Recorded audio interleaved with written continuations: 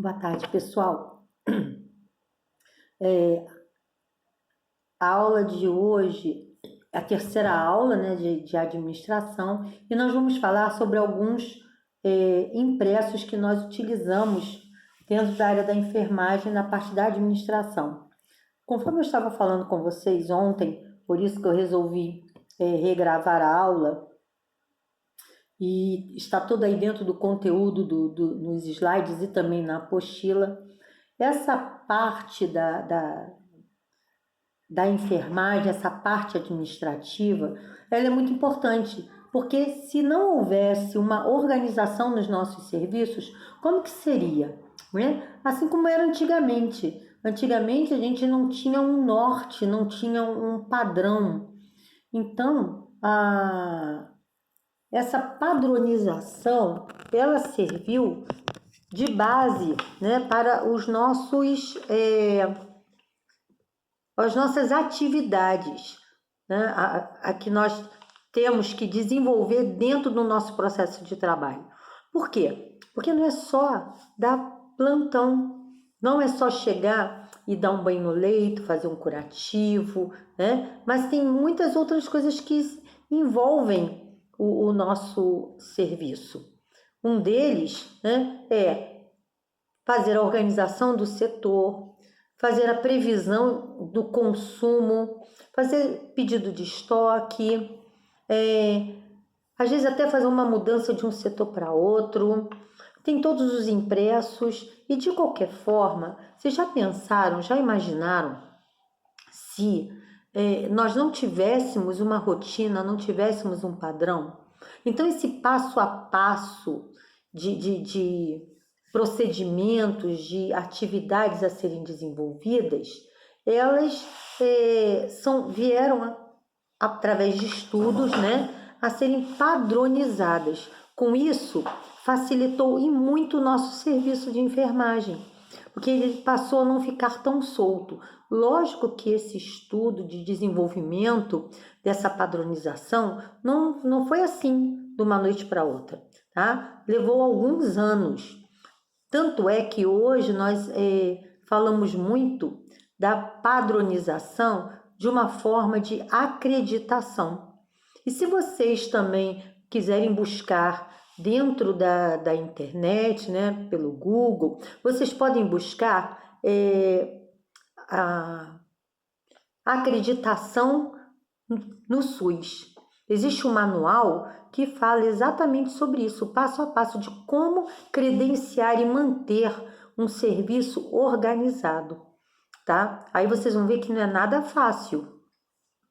E, da mesma forma, a partir do momento em que você cria um padrão de atividades, que você mantém essas atividades padronizadas, ela reduz o seu gasto de tempo no seu trabalho, reduz o desgaste físico, né? Reduz o tempo gasto com um determinado paciente por conta de quê? De padronização de procedimentos. Como assim? Tá? Primeiro, curativo em acesso venoso profundo. Então, cada um fazia de um jeito. A partir do momento que foi criado um critério, né, de conduta, que nós chamamos de rotina, todos passaram a fazer daquela forma, você reduz o seu tempo. E, ao mesmo tempo, você qualifica o seu trabalho, o seu processo de trabalho. Tá? Uma outra situação também é o gasto de material. Você passa até a ter redução também de gastos de material. Tá? Então, para isso que são feitas as normas e rotinas, para reduzir todo esse gasto. E nas últimas aulas, nós falamos, nas últimas 2 aulas, sobre a história da administração, que ela passou a ter um processo organizado cientificamente. Da mesma forma, nós falamos sobre a sistematização da assistência de enfermagem. E essa sistematização, ela veio a acrescentar e qualificar o nosso serviço em enfermagem. né? Criando padrões, criando condutas, que no caso é a prescrição de enfermagem, o meu planejamento da minha assistência. Mas o SAI, ele está envolvido diretamente com o paciente. O processo de enfermagem, ele está envolvido com o paciente. E o que nós vamos falar hoje é um pouquinho mais ligado à legislação e à administração, tá? Então, eu mandei aí os slides que vocês podem estar acompanhando. E dentro do processo de organização do trabalho, nós encontramos os manuais, né? Todo serviço, lógico que nós estamos falando aqui do serviço de enfermagem, certo? Mas todos os serviços, independente de quais sejam, enfermagem, medicina, fisioterapia, um escritório de advocacia, de contabilidade, né? Independente de qual seja a profissão, né? E qual seja o braço administrativo, eu tenho que ter uma conduta, eu tenho que ter um passo a passo, né? Até mesmo dentro aqui do ITEC da escola, eu também tenho que ter esse passo a passo. O que fazer?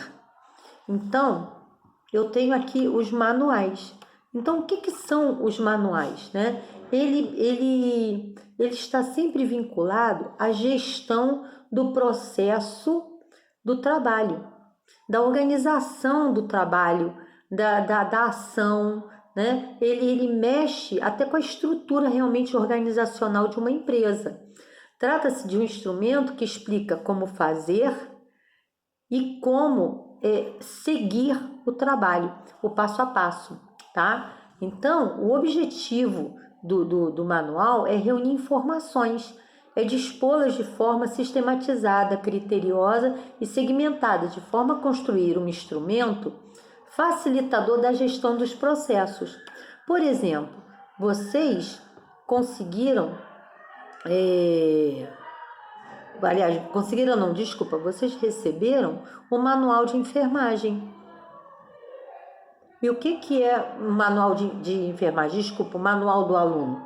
Ali vem o passo a passo de tudo que você tem que dentro do ITEC, dos seus deveres, dos seus direitos, o funcionamento do ITEC, né? Esse é o manual. Então, é todo o processo de trabalho. Então, o manual é um conjunto de normas, procedimentos, funções, atividades, orientações, tá? Dentro de qualquer organização, certo?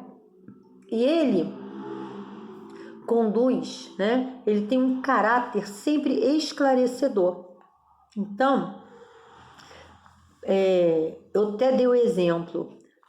O Corém, eu tenho o meu código de ética profissional, onde eu tenho as minhas ações, o que faz o técnico, o que faz o enfermeiro, quais são as nossas atribuições dentro da legislação ética do nosso trabalho, tá? Então, eu sei que eu tenho um papel educacional, um papel assistencial, né? Mas, além de eu ter as minhas atribuições garantidas por lei dentro do meu conselho, o que eu vou ter? Eu vou ter procedimentos relacionados às condutas da empresa, tá? Condutas pessoais da empresa. Vou dar um exemplo. Digamos que eu tenha uma padronização de horário de medicação. Isso é um fato muito importante, porque vocês já imaginaram, toda vez que internar um paciente, o médico, por exemplo, passa dipirona de 6 em 6 horas. Aí o cidadão internou às 3 horas da tarde. Aí eu vou começar a fazer dipirona às 3 da tarde, às 21 horas da noite, às 3 da manhã e às 9 da manhã. Aí chega outro às 4 horas da tarde. Aí eu vou fazer 16, 22 e assim vai, né? Você já imaginou? Eu vou ficar 24 horas administrando dipirona nos pacientes. Então, eu sei, enquanto conselho de enfermagem, que eu tenho que administrar a medicação. E eu tenho que ter habilidade e competência para isso, né? Porém, a padronização do horário vai depender de cada instituição. Eu posso ter uma padronização globalizada, porém eu posso instituir horários diferentes. Então, de 6 em 6 horas, vou padronizar 12, 18, 24 e 6. E aonde eu vou botar esta padronização? Dentro do meu manual. Então, toda vez que tiver um funcionário novo, que ele chega naquele ambiente de trabalho, no qual eu vou fazer uma ambientação com ele, ele vai entender que ali, naquela instituição, o horário padrão de 6 em 6 horas é 12, 18, 24 e 6. Um outro exemplo, horário padrão de 12 em 12 horas. Existem instituições que o horário padrão é 18 horas e 6 da manhã. Já existem outras instituições que é 10 horas da manhã e 22 horas. Então, isso consta onde? Aonde vai constar? Dentro do manual. Então, são regras, são ações, são procedimentos que eles estão padronizados em cada instituição. Dentro da onde? Dentro de um manual. É como se eu fizesse um grande livro de receita de bolo, onde ali eu tivesse vários bolos, mas cada um tem um padrão. Um leva 2 colheres de fermento em pó, a outra leva só um, a outra não leva nenhum. Aonde isso está escrito? No manual. Ali ele vai se encontrar, tá? Então, a partir do momento que é criado esse manual, eu torno legal todas as ações que são desenvolvidas dentro daquela instituição. E detalhe, esse manual, ele serve para qualquer instituição, pública, privada, tá? Qualquer uma, hospital, clínica, farmácia, medicina do trabalho, em qualquer uma, tá? Em qualquer uma, eu aplico o manual. Eu construo este manual, né, dentro de uma gestão administrativa. Outra coisa também, vocês aprendem na semiotécnica as técnicas e procedimentos, tipo sondagem de sonda vesical, administração de medicação venosa, né? Aferição de sinais vitais. Esses são procedimentos que são realizados e que o Corém, ele nos ampara. São as nossas ações, são as nossas habilidades e competências exercidas dentro da nossa profissão.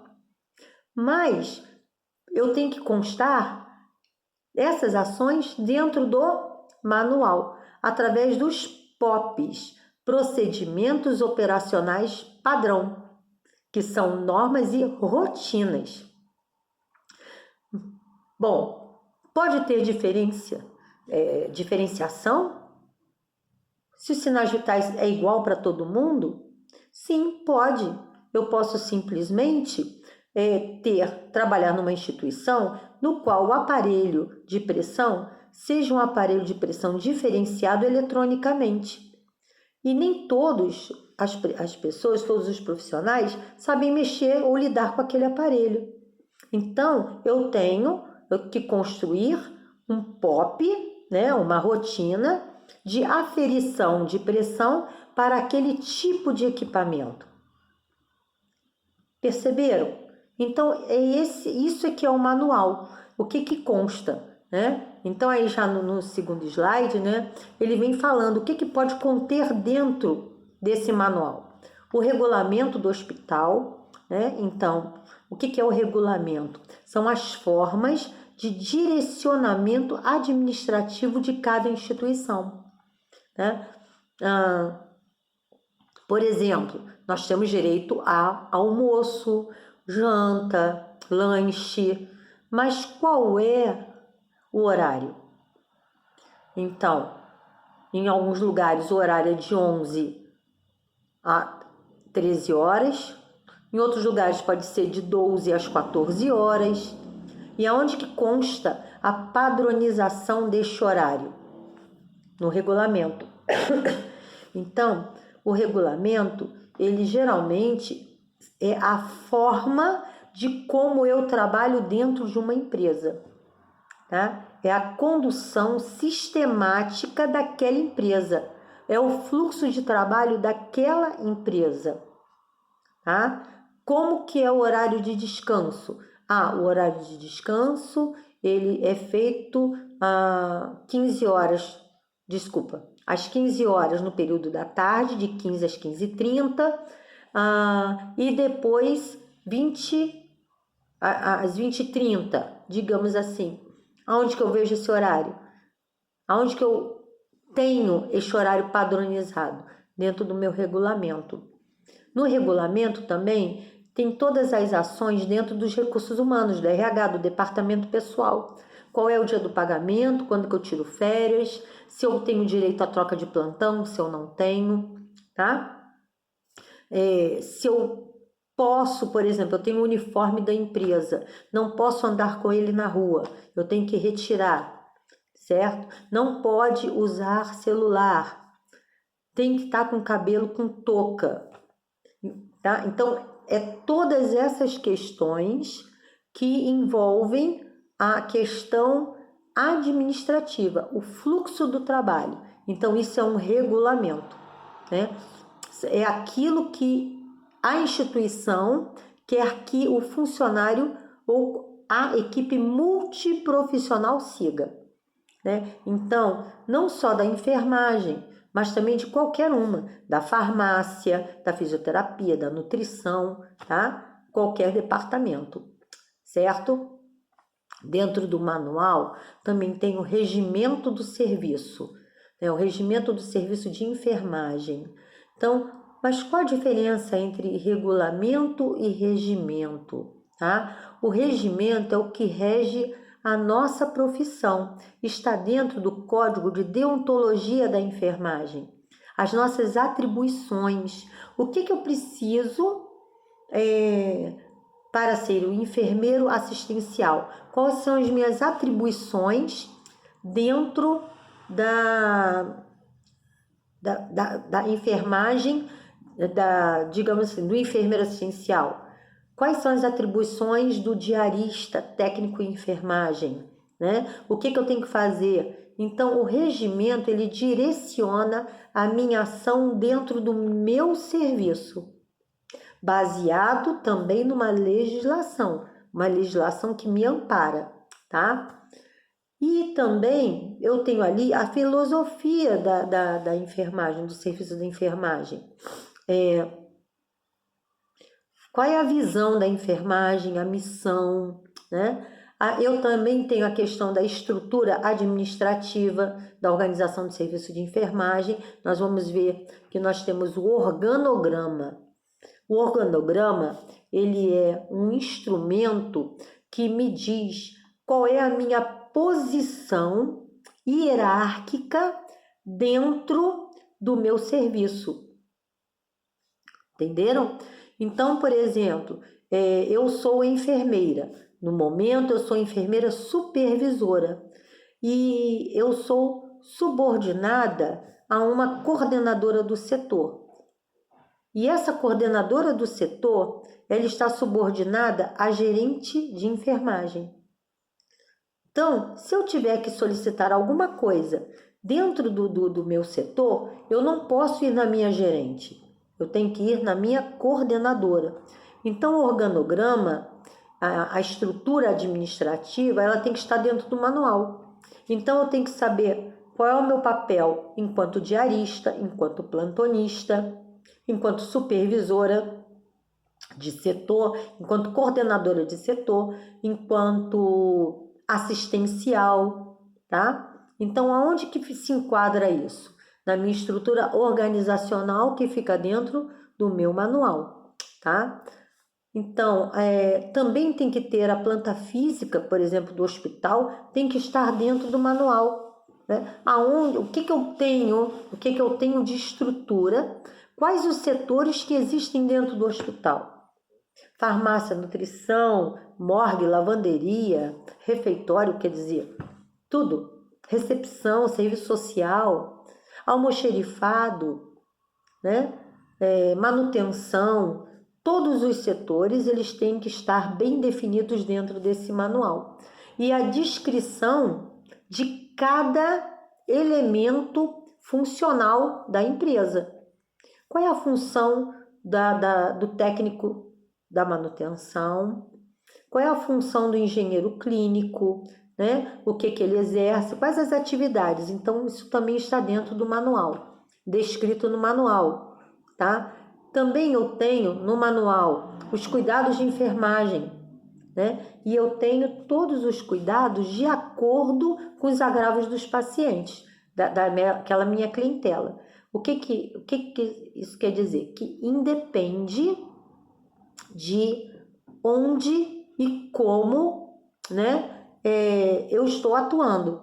Tudo tem que estar dentro deste manual, tá? Então, eu tenho procedimentos específicos de terapia intensiva, eu tenho procedimentos específicos de depuração extrarrenal, eu tenho procedimentos da hemodinâmica, da oncologia, tá? Então, tá tudo descrito neste manual.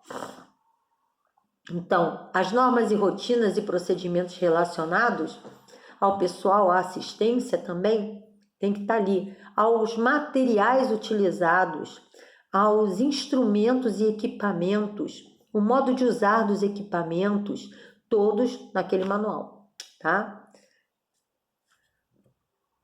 A previsão de material de consumo permanente, o quadro de pessoal por unidade, quer dizer, as escalas, como é que funciona a escala de trabalho, as orientações sobre preparo de elementos da equipe da enfermagem, todos os impressos que são utilizados na empresa têm que estar dentro desse manual, com a sua devida orientação de preenchimento, tá? As orientações também sobre direitos e deveres de todos, além de outros e outros, qualquer instrumentos que venham a serem utilizados na empresa, na organização, mesmo sendo privada ou pública, tem que conter neste manual, tá bom? Uma outra situação também, então, já que agora vocês entendem bem o que é o manual, né? Vamos falar um pouco do que é o organograma e o fluxograma. Bem, o organograma é uma representação da organização da empresa em forma de gráfico, tá? Eu coloquei inclusive aí nos slides um exemplo de organograma e um exemplo de fluxograma também para vocês, tá? Que vocês podem pesquisar aí, tá? Mas o organograma eu consigo identificar falhas nos níveis hierárquicos ou comunicação diferente entre os setores.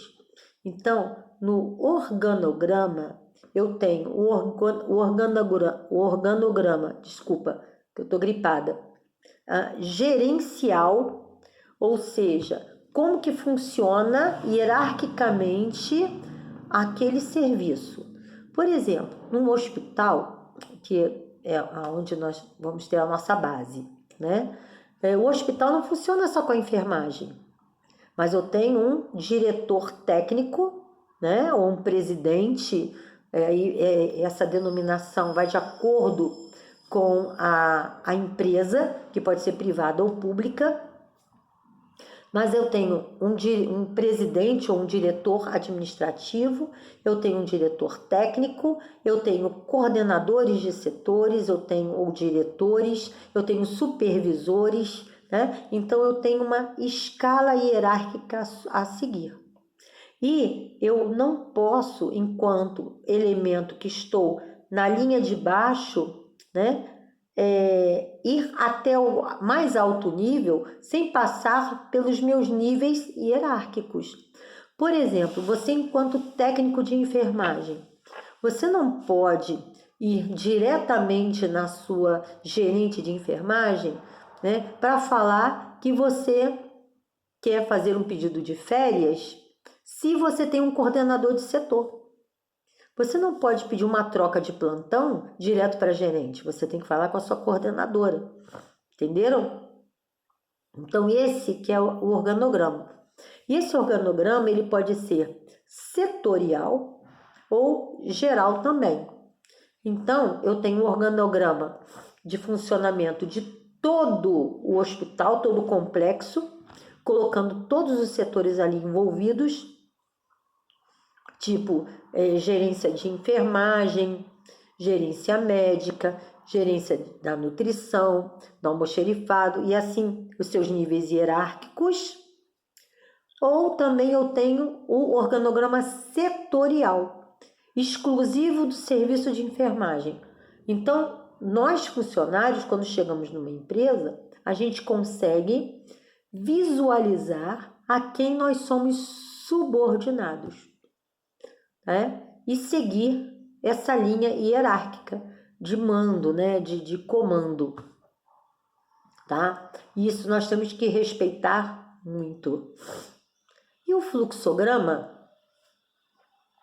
ele consiste na representação das etapas de um processo, né? Ele é um modo mais simples e descomplicado de explicar uma sequência de atividade, tá? De uma maneira bem simples. E geralmente esses fluxogramas eles se encontram, por exemplo, na sala vermelha. Em vez de eu ter todo aquele POP, quer dizer, toda aquela rotina de como agir numa parada cardiorrespiratória, eu faço um fluxograma de atendimento. Tipo, paciente chegou na sala vermelha, está bradicárdico, aí eu coloco todos os sinais de uma parada, eminentes de uma parada cardiorrespiratória. Aí eu venho, sim, monitorar o paciente, a oxigenoterapia, tal. Não, dirigir para a classificação de risco, tá? E assim vai. Então, esse é o fluxo, né? O que fazer? Por exemplo, um outro exemplo de fluxograma, tá? Atendimento num pronto atendimento. Paciente chegou na recepção, fez o cadastro, encaminha para a classificação de risco. Enfermeiro classificou cor azul, aguardar atendimento médico até 3 horas. Paciente, dentro do critério de urgência, encaminhar para a sala amarela. Tá? Então, isso daí é um fluxo. É melhor, quer dizer, ele é mais direcionado para questões mais simples e direcionadas, né? Não serve para descrever uma rotina, por exemplo, de mãe no leito, tá? Mas são para tarefas que eu tenha uma sequência. Faz isso, se tem, vai para cá, se não tem, vai para lá, e assim vai sucessivamente, tá? Então, essa que é a diferença de fluxo e de organograma. Então, o fluxograma, ele ilustra etapa, sequência, decisão de um processo ou fluxo de trabalho, tá? Então, existem vários tipos de fluxograma também em modelos, tá bom? Mas ele trata de uma ferramenta muito importante que você consegue planejar a sua ação e visualizar de uma maneira muito mais otimizada, de uma maneira muito mais rápida. O paciente está assim, então, né? Tipo, o fluxo, ele é muito utilizado na dengue, no Covid, na influenza, na porta de entrada do hospital, né? Por exemplo, pacientes com síndrome respiratória, chegou na recepção, pacientes com síndrome respiratória, sim, preenche, notificação, aguarda na sala X. Paciente não tem síndrome respiratória, aguarda na classificação de risco e se dirija na sala tal, entendeu? E assim vai. Esse é um fluxo de trabalho, é um fluxograma, entendeu? E aí eu coloquei também, até nos slides, o exemplo de um fluxograma, tá? Até eu coloquei, por exemplo, lâmpada não funciona. Aí vem, a lâmpada estava plugada? Não, plugar a lâmpada. Sim, o bulbo queimou? Sim, trocar o bulbo. Não, comprar nova lâmpada. Tá? Então, esse aí eu botei um exemplo bem simples para vocês, tá? Bem, e já o organograma, ele é um gráfico, como eu falei, que representa a estrutura organizacional de uma instituição, né? Então, eu tenho uma pirâmide, né? Que até está aí no slide falando nesse sentido, uma pirâmide de decisões, né? Quem decide o quê? Né? Então, eu não venho e vou direto no RH para pedir minhas férias. Eu preencho um formulário e entrego para minha coordenação, né? E assim sucessivamente, né? E dessa coordenação manda para a gerência. E da gerência é que vai e manda para o RH. Né? Então, isso daí é um organograma de hierarquia e também eu posso, essa mesma tomada de decisão de fluxo de solicitação de férias, eu posso colocar aonde?